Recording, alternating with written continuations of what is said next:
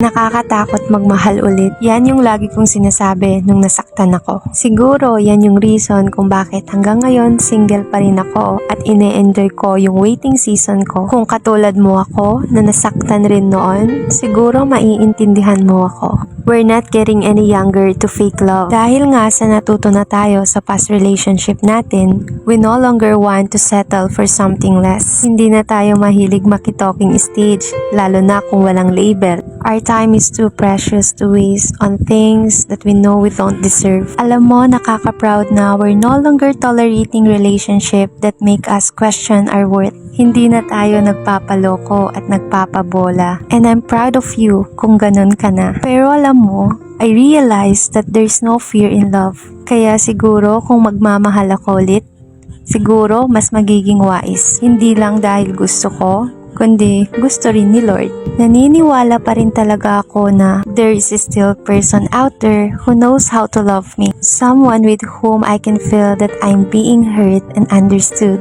And that's the love that we know we deserve.